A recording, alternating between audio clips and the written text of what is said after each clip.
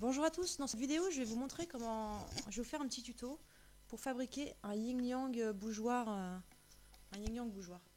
Hop.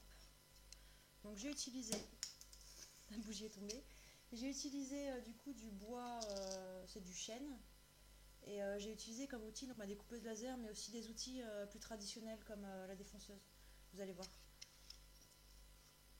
Ah oui, je ne vous ai pas montré avec les petites bougies. Ouais.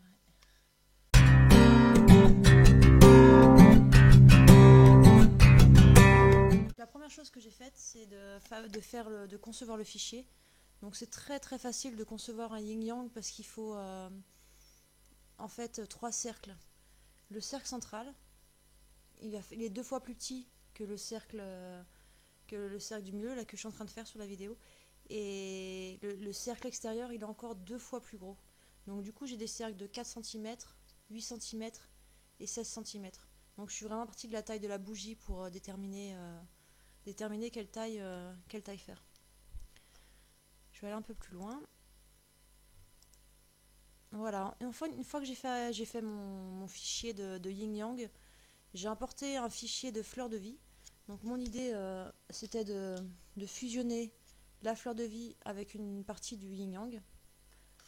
Donc là, c'est très facile à faire sur Inkscape, en fait, une fois que... Voilà, vous faites chemin, différence. Donc ce qui compte c'est aussi l'ordre des calques. Parfois, le motif il est dessous ou dessus, donc n'hésitez pas à changer l'ordre des calques pour y arriver.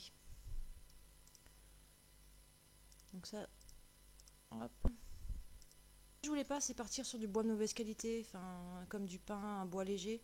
Je voulais vraiment tester un bois dense, donc j'ai trouvé une vieille porte en chêne.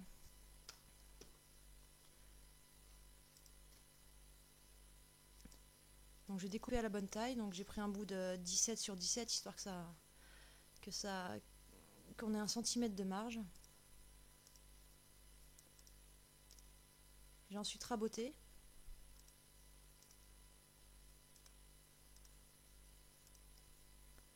Et poncer un petit coup. Allez, du coup à la machine, ça a pris à peu près 5 minutes. Donc je me suis rendu compte après que je pense que ma machine aurait pu couper intégralement. Donc le bois il fait 1,5 cm. Je suis arrivée à peu près ici. Donc il restait vraiment pas grand chose.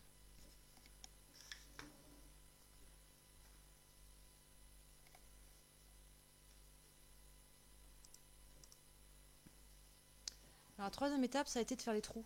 Donc pour ça, j'ai utilisé la défonceuse et donc j'ai créé un gabarit aussi à la découpeuse laser. Donc ça c'est vraiment cool la découpeuse laser pour créer des gabarits de défonceuse. Ça m'a permis de faire mes deux cercles pour accueillir les bougies.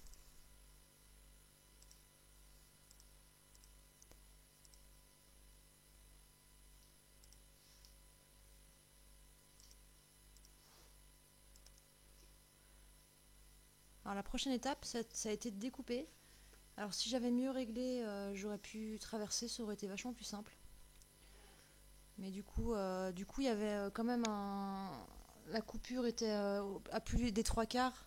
Donc du coup, la lame de la scie à chantourner, elle passait bien. Ça a été relativement rapide et facile à découper.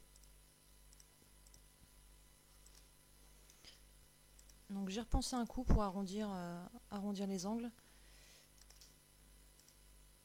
Et j'ai mis une petite couche de finition, d'huile de lin, et c'est pas mal, ça donne une belle teinte.